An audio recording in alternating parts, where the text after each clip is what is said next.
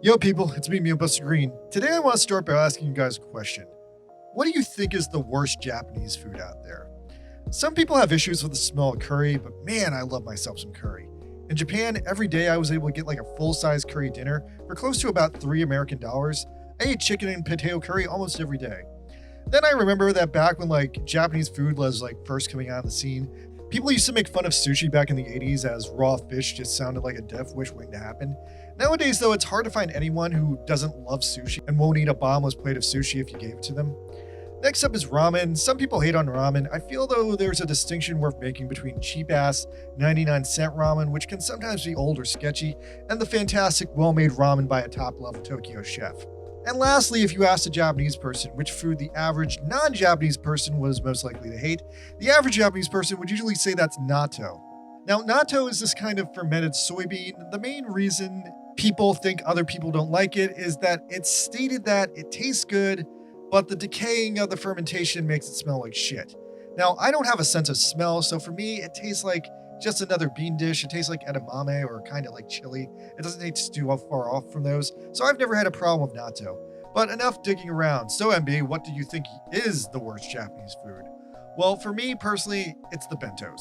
I know they're cheap and all, with the average price being like $1 and some change. And don't get me wrong, I've had some amazing bentos sometimes. Every once in a while, the sushi place near me will make me a fresh one, and that's usually good.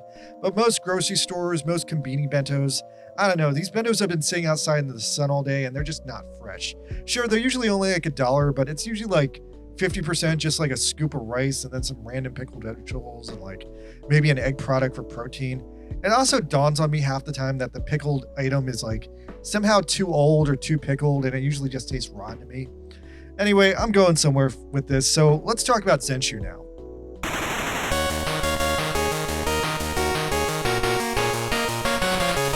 So yeah, for the rest of this video, I'm going to talk about Zenshu. Zenshu is this new anime from Studio Mappa. It's their new anime this year, and it came out a few weeks ago. It's about a month into the storyline now, and I would argue that it's literally the best show they've made since like Chainsaw Man or Jujutsu Kaisen. I had some free time last night, so I did a hard binge of the first 3 episodes, and after those first 3, I think I fucking love this show. For like a million different ways, it does like everything right. So first things first, before I even get to explaining the show, I just want to talk about the first episode's cold opening, because the cold opening is fucking genius and could honestly have been a completely different show that I would have watched. We're introduced right away to Natsuko Hirose, a prodigy animator who became a full-fledged director at a major anime studio by developing her own original show called like Sailor Sukeban or something. I gotta be honest, I kind of want to see Sailor Sukeban. The show is a cutaway gag, but the premise is like this completely based out of nowhere premise of what if Sailor Moon decided to take down the Yakuza? Outright hilarious based on that old net argument about Sailor Moon not being a cop and therefore not having the infrastructure to ever stop real crimes if she encountered them. Sailor Moon is awesome and all if you're being attacked with like a she-demon space bimbo, but like if your laptop is stolen, you're out of luck. So anyway, yeah, Natsuko makes this show and she was able to bounce off the cred and success of Sailor Sukeban to land herself a dream job at a major animation studio, where she's assigned to work as a storyboarder on what the show vaguely sets up as like the next Makoto Shinkai, Your Name, Suzume-style romantic coming-of-age movie with over-the-top beautiful animation. Now, in this scene, we're introduced to 3 supporting characters who may or may not matter later. We first are introduced to Naomi, the studio producer, a wacky old lady, the guy who sits behind Natsuko, who's kind of annoyed with her, but also doesn't want to start a fight with her, and lastly, Natsuko's hardworking young assistant, who's, cute and overworked. The assistant comes over and gives Natsuko the key animation for the film, but Natsuko hates all of it, and she says she's going to redo everything. In Japanese, the phrase redo everything is Zenshu, so this is where the show's title is spoken out loud for the first time. Now, pausing it here, if this was a show, I would love this show. We've already got a completely unique show on our hands about a middle-aged female animator protagonist who's kind of objectively cool for being this self-driven artist who's worked her way from nothing to the big leagues. But at the same time, Natsuko has some major problems with herself. She dresses like a slob. She also won't let anyone see her face. She's always covering her face with her hair, rocking this backwards hairstyle that kind of makes her look like Cousin It from the Addams Family. And I'm reminded at this point of these 2 Japanese concepts, Joshiroku and Ono Wasuteru, which is a super Japanese concept that has no clear Western equivalent. Starting with Joshiroku. Joshiroku is sometimes mistranslated as the dated 1990s catchphrase girl power, but in my view, it's not girl power, it's more like girl power level. A literal Dragon Ball Z like power level of like how the Japanese measures a woman's femininity. And I guess it would be calculated by like how much time a woman puts into developing her feminine identity. However, if a woman's Joshiroku ever hits 0, then she becomes Onna Wasutteru, literally a woman who is no longer a woman whose measured level of femininity has hit an absolute 0, and therefore she's no longer attractive to anyone. Typically, women at Onna Wasutteru are career women who have just completely given up on everything outside of their careers. They've given up on romance. They're older women who have retired, grown ugly, given up on their appearance. They no longer do their hair. They no longer dress up nice. They no longer have an interest in troubling anyone, dating anyone, or socializing with anyone. Considering the world's thoughts lately about gender roles, the fact that Japan has this concept for literally running out of gender is kind of a baffling one to consider. But yeah, Natsuko is kind of like the embodiment of this concept. She's really interesting because despite being not that old by the looks of her, she's definitely reached Onna Wasutteru, going all in on her job, letting her body go to shit. She's like skinny but not muscular. I guess she's like, starving a little bit. Anyway, then next thing you know, Natsuko fucking dies. Now remember when I was starting out on this video saying that bentos are the absolute worst Japanese food? Well, guess what? Natsuko dies eating a fucking expired bento. It's so dark, it's hilarious. Her death is compounded also by Natsuko's lack of perception and conversation skills, that she had no friends at work and therefore didn't pay attention to the office banter conversation that her coworkers just had about the clam bentos being expired, and of course she went straight for eating the clam bento. Now, real talk, this conversation I had about the worst Japanese food and ending up deciding it was bentos was something that really happened to me on Sunday morning, and then I watched Zenshu Sunday night, and it was like, holy fuck, they read my mind on this show. Anyway, I'm kind of sad Natsuko died because honestly, Natsuko is just so new and fresh as a show protagonist that I would have just been completely happy if the show had just kept following Natsuko's daily everyday life, trying to better herself while being an antisocial animator. But unfortunately, that's not the show we got. Natsuko unfortunately dies and ends up in another cookie cutter isekai anime. So here we go. Zenshu is another isekai. And before you're like, oh god, not another isekai. Fuck that shit. MB, are you going to fall out of a plane again? No. I gotta stop you guys because Zenshu is far beyond any other kind of isekai anime that I've seen in recent memory. So let me try to break down the issues that I have with a lot of isekai shows. And I'm redoing this section because in the first version of the video, I feel like a couple of people took me wrong, and I think I have to be more specific and try to break this down a little bit further. The isekai genre, it's kind of hard to pin down where exactly it starts, with some people connecting it all the way back to ancient fantasy stories like Urashima Taro or Alice in Wonderland. A lot of people point to Aura Battler Dunbine as being the first modern isekai from the mid-80s, and I must say, Dunbine gets everything right. It deals with a Japanese motocross racer being isekai'd into what is essentially Middle-earth from the Lord of the Rings, except surprise, it's been colonized by a bunch of douchebag Silicon Valley, California tech bros who have somehow polluted this Celtic fantasy world with computers, guns, cutthroat business practices, and somehow for whatever random reason, they figured out a way to turn the world's numerous giant bug monsters into pilotable giant mecha. So yeah, this starts off as an isekai fantasy show, but then suddenly it turns into a giant robot show. But nonetheless, Shozama of Dunbine makes various choices about his life in this isekai world that are seemingly individualistically tied to his history and his life and his identity as a Japanese motocross racer, to the point that him being Japanese actually factors into the way other characters treat him, and it's a big part of the show. My issue with modern isekai is there's 3 big problems I feel like I need to split up here. And I think I got this wrong before because I tried to describe this as one indescribable problem that was just confusing to some people. Problem number 1 is that the isekai protagonist just isn't special enough, despite being from a different world and having different experiences from everyone else in this world.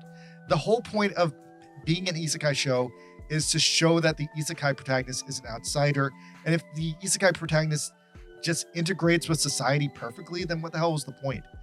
Problem number 2, if the isekai protagonist isn't special, then why isn't the show just a straight fantasy show? And I feel like this applies to a bunch of shows that would have been better if they did not have the isekai mechanic and they just gave you like everything except the isekai protagonist. And then problem number 3 is that the isekai is just too heavily inspired by video games to the point where it's unrealistic. And I'm specifically talking about shows that are supposed to be set in an isekai world and not a video game. Thank you very much. The first problem I have with modern isekai is these lazily ran protagonists who technically should be special because they have all this knowledge from another world. Now, there's a bunch of shows that do this wrong, but some shows that do it right are like Tanya the Evil, where an isekai middle-aged Japanese man, despite being reborn in the body of a little girl, has enough knowledge to change the outcome of what is essentially World War I in another dimension. Another show that deals with this directly is Ascendance of the Bookworm, which deals with a nerdy girl who gets reincarnated into a world without literature, and therefore she's special because she's on a quest to bring back books and reading to the world. Now, meanwhile, there's Dr. Stone, not an isekai because it's still technically set on Earth, but I do enjoy Senku's over-the-top struggle to bring back the conveniences of modern life, and I feel like more modern isekai shows should deal with that conceptually, because, you know, like, all these, like, isekai protagonists go from, like, Japan to, like, medieval like Europe, and then they're like just giving up on bathing or whatever. And yeah, how are these guys completely okay with the fact that they're suddenly in a world with medieval technology, like despite the fact that half these guys are established to be hardcore gamers? I think the blandness of the fact that they're ignoring the severity of their situation is kind of unexcusable unless the show's trying to be a comedy. Dunbite at least had it right with like the invaders bringing back guns, or at least some modern references, which I feel like is another thing Zenshu is doing right, because at least like Natsuko has some like pop culture references in there. Then the argument against that is, yeah, but a large number of the isekai protagonists are losers and lazy slackers and high school students. And yeah, sure, I get that. They're lazy, they're inexperienced, they're incapable of actually like inventing things or whatever. But you know, even if you don't know how to like make a light bulb, I think you'd be aware that it's gone and have some sense of like guilt about it. I feel like you take some sort of action, like if you were just stranded in the middle of the woods with like no way out. Touching briefly on Konosuba, I think Konosuba is funny as hell and I love it. It's one of the best shows we've had lately. But Kazuma as an isekai protagonist, I don't know why he's an isekai protagonist. I mean, technically, like, maybe he's just one to spoof the genre. But aside from being revived a couple of times, which seems to be normal in that world, his role as an isekai protagonist really only matters in the first couple of episodes where they're trying to get the story rolling. But then after it was rolling, you know, eventually they dropped him and they did that whole season focused on Megaman. And the Megaman season without the isekai protagonist, suddenly the show's a full-on fantasy show at that point. And I think it should have just been a full-on fantasy show from the get-go. Like, I'm annoyed if an isekai show barely takes advantage of its isekai mechanic. If it's going to do that, then it should just be a straight fantasy show. If anything, it's just lazy writing that they had to go the extra mile to make the character an isekai protagonist because they didn't want to take the time and care to properly explain the world to the audience. Now, I am happy lately that in like 2024, the fantasy genre came back swinging, with Frieren and Dungeon Meshi doing really well, which does seem to be a sign that the isekai trend is hopefully buckling and we are getting back to just doing straight fantasy shows. So anyway, let me move on to the third problem, which is isekai shows that are just too heavily inspired by video games to the point it's unrealistic. Somehow you enter into this magical fantasy world and the world acts exactly like a video game. And sometimes the characters catch on to this and they're like, oh, literally, this is like a video game. And they can even break the fourth wall and have like menu screens they interact with and like touch buttons with and stuff. It seems like with these video game isekais, like the whole anime is just like this weird incel power fantasy of like, oh, what if you could have sex with a girl from a video game? Wouldn't that be the best sex? Ignoring the reality that with most online games, like there are women playing those games. You could just like DM them and try to like meet and socialize with them. Like, do people even still try to do that? I remember seeing like a lot of feel-good stories back in the day about like people who like met on WoW and GTA and got married. But none of this makes sense because it's supposed to be a medieval fantasy. And a bunch of different isekai shows do this, but I'm going to say out loud because some people took this the wrong way last time. I do not count Sword Art Online as an isekai. That is a show specifically set in a VR-based video game world. Despite using occasional isekai tropes, Sword Art Online is not an isekai show. It is a show about playing video games. Now, one show that does annoy me that does this is Rising of the Shield Hero. Now, I don't hate the show either. I'll say that the first season was fucking amazing, and it does avoid the first problem I was talking about, that its hero is savvy and does use his knowledge of the real world to realize people in this isekai world are being overly shitty, and that aids in his survival in this isekai world. But for whatever reason, everything in the show runs on video game logic. Everything has levels. There's like decay menus and like a menu that like people can bring up that is considered like a form of magic in the world. I'll say this, if the show ends with the obvious but super plot twist that the whole thing was actually a video game or was actually like some social experiment psyop, okay, fine, that was a good twist, you got me. It was super obvious considering all the video game foreshadowing, but if it doesn't have that twist, then my point completely stands and I'm right about this. Look, I love video games, but if you're going to make your show about a fantasy world act like a video game, there has to be some sensible reason for that. Like, I'd even be okay if the reason is just that the isekai protagonist is such a gamer loser that he's so into games that he's just pretending to see all this shit because he is that big a loser. That was the case in Yakuza 7 and 8. Lastly, I think I need to talk about ReZero because as much as I love ReZero, and ReZero has had some great freaking episodes, ReZero is guilty of having all three of these problems. The show never takes advantage of the fact that the protagonist Subaru is from another world in a meaningful way. Like, for example, him being an isekai protagonist, other than the fact it makes him extra dumb and clueless about what's going on in the world, and other than giving him the excuse that he has this weird magic, I think ReZero would just be completely better if it was a straight fantasy show and Subaru was just a Luke Skywalker farm boy with the same power set. I'm just saying that so far, ReZero has never really taken advantage of the fact that Subaru is an isekai protagonist, and I feel like if you're going to include that, you need to make it count. Anyway, back to Zenshu. Zenshu doesn't do any of that shit. It's completely different. The biggest thing that's different is Natsuko is not your fucking incel isekai protagonist. Natsuko is a middle-aged, nerdy, sexually barren female instead of your typical nerdy, teenage, sexually desperate male. On top of Natsuko being a girl, she also directly feels like she doesn't belong in this world, starting with her complete lack of tact and social skills.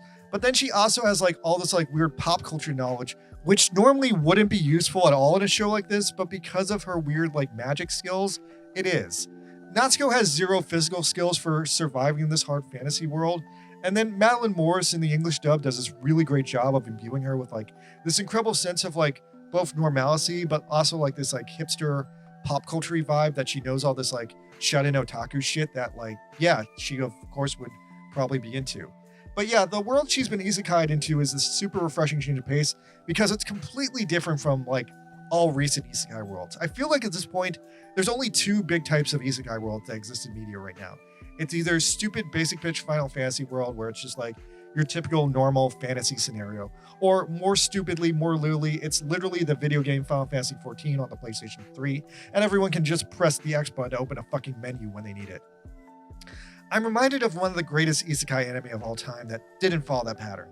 In the year 1938, there was this isekai anime called Porky Pig in Wacky Land made by the Warner Brothers Picture and Vitaphone Company, where the titular character, the anthropomorphic Porky Pig, gets isekai'd into an isekai world named Wacky Land and is immediately put into a life and death struggle trying to kill its infinitely powerful god, the dodo bird. But the battle is a futile nightmare as the bird is simply too strong for Porky, and the film ends without a resolution. Damn, they just don't make isekai anime like that anymore, huh? So anyway, back to Zenshu again. Zenshu posits that Natsuko has been isekai'd into this world of a cheaply made 1990s anime film called The Tale of Perishing. The film itself seems to be kind of a wacky cartoon story that suddenly gets dark about like 9 warriors responsible for protecting the light of the world from being eaten by insects, but they ultimately fail and then they all go insane. It's definitely kind of cheap and gritty 1990 OVA that I've seen a million times. The series ends with the characters dying one by one, the world being destroyed, and like finally like the main character like losing everything and cracking.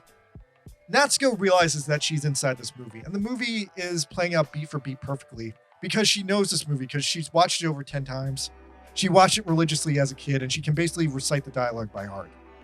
I would argue that because Zenshu is about Natsuko invading and altering an established 1990s film, even though this is technically another cookie-cutter isekai, it definitely has less in common with Konosuba and ReZero, and if anything, the only thing I can compare this story to is the old meta and groovy Schwarzenegger movie, The Last Action Hero, which if the show does ultimately end with a surprise twist of the movie characters exiting the movie, then holy shit, this was a surprise Last Action Hero anime.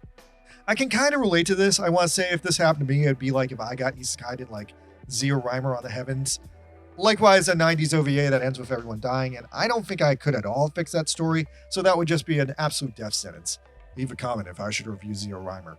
Anyway, initially the premise is kind of a death sentence for Natsuko. She does get rescued by the film's main characters, but hilariously, they instantly hate her because she sucks. She's an antisocial, rude, off-putting, dirty person that's not really able to communicate with others. And on the flip side, these guys are all very 2D cartoon characters with straightforward views about the world. They can only see what's happening in front of them. And the main character, Luke Braveheart, just wants to pursue justice and be a warrior of peace. His best friend, Yunio, is your typical annoying cartoon character mascot. And rounding out the main team is Mememin, an elf girl who can barely speak because of 1990s sexism, and QJ, a flying robot mascot character who should technically be the most powerful character on the team, except he falls asleep or runs out of batteries whenever the plot would actually need his powers. In the first episode, Yunio is about to die. This is apparently a pivot point in the original film where Yunio commits suicide and the show switches from being a happy, corny show to a completely dark one about psychological horror. And yeah, this is actually a thing that 90s anime did a lot. Did you ever watch Trigun? It's all donuts and cats until Vash has one very bad day and then suddenly he's killing people.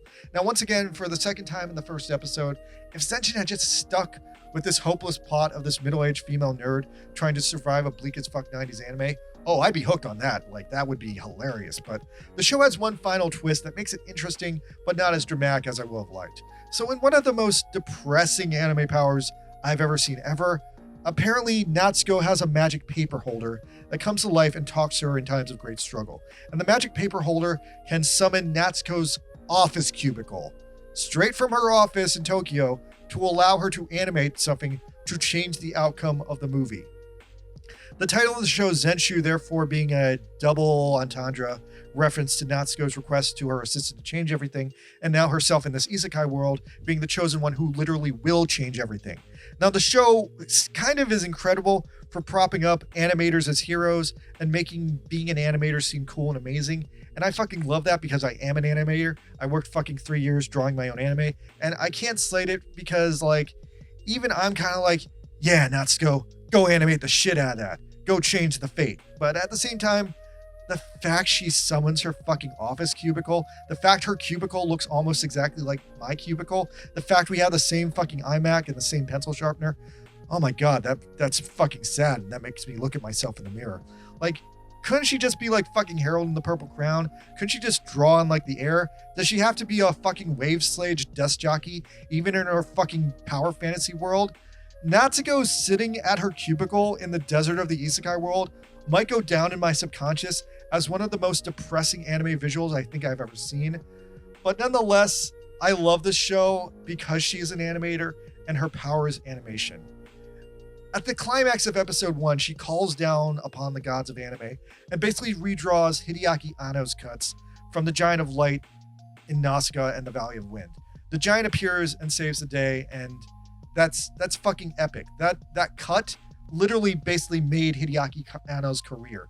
Hideaki Anno dropped out of college because Studio Ghibli let him work on Nausicaa, and he got to do that one cut, and it was so good that it redefined his career path for the rest of his life. And now he's making the next Gundam that's about to come out in 3 weeks. But yeah, then episode 2, they do kind of the same shit. In episode 2, in another epic anime callback, she summons the Atano Circus from Macross Do You Remember Love? A very specifically drawn cut of missiles that animator Ichiro Atano basically made famous and basically ended up being his calling card in the industry. And yeah, I'm wondering if the whole show is just going to end climaxing on these deep cut anime references like this, because I'm completely here for that, because I'm recognizing this shit. I am so impressed that she's acting as this animation wizard, and whatever the show is posing her as, her ultimate attacks are just these legendary historical anime cuts, and I fucking love that. That's one of the coolest things I've ever seen for just conveying the power of anime history and why these cuts were so important to the industry. I've never seen things like that utilized in that way. It's do you guys remember the movie Ready Player One? It's Ready Player One, but if it actually was reverential of Spielberg and Zemeckis in a way that mattered. Okay, I want to expand on that because that's a profoundly deep thought.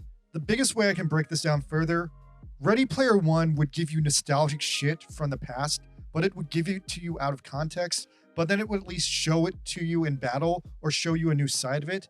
Whereas Zenshu gives you very important stuff from anime history, once again, also out of context, but then Natsuko uses it as a weapon to save the day. Finally, moving beyond like the first episode, in the second episode, Luke and the Warriors become friends with Natsuko and they start trying to work on her. They start trying to like get her shit together. They start undertaking a long process of like refeminizing her and fixing her social skills and trying to like fix her life back together and get her to a healthy mental state. By the end of the first episode, she's kind of gotten her face back, which is a very important missing piece of her identity. I do think the anime is going something for the fact that like as she became like a faceless wage slave, she literally had no face. And then by episode 3, she's fully come out of her shell and become a full-blown Disney princess with like a happy dress and like her face showing again. I imagine the show is going to keep going somewhere with like the developments in her character mirroring the developments in her femininity, and that's cool, I guess. I assume Natsuko is also eventually trying to hook up with Luke, which then turns this into like a gender swap version of Cool World. Didn't expect I'd ever see one of those, but that's cool, I guess. The other big twist the show drops in episode 2 that I think I have to talk about is Furry Naomi. So, Naomi was Natsuko's boss back in the real world. In episode 2, she comes back as a furry. Furry Naomi ended up being the current most popular character on this fucking show because the degenerate furry community saw this and fucking loved it. To explain Furry Naomi, this world that Natsuko is trapped inside is a movie, and it has random anthro people just living there like it's Dragon Ball or whatever. And in episode 2, she meets this bartender named Naomi, who seems to be a fictional character based on her boss, the producer Naomi, who supposedly was also a producer on this film 30 years ago, and therefore one of the animators just one day drew her into the film as a sexy fox lady. Now, the character itself is a massive question mark mystery, as Natsuko wonders if Furry Naomi and real Naomi are more connected than it first appears. Like, how similar are they? How much of real Naomi is in Furry Naomi? Does Furry Naomi have real Naomi's memories? It also kind of brings home to Natsuko that this is still a fake anime world with random characters based on random people that might exist for no sensible reason other than the staff threw them in there. And so anyway, that's the first 2 episodes of Zenshu in a nutshell. Let me know if you guys are watching this, because I think it's probably the best show of 2025 so far. I might review the rest of the series if you care. Thanks, I gotta go, but yeah, this has been wild. All right, let me know what you think. Bye.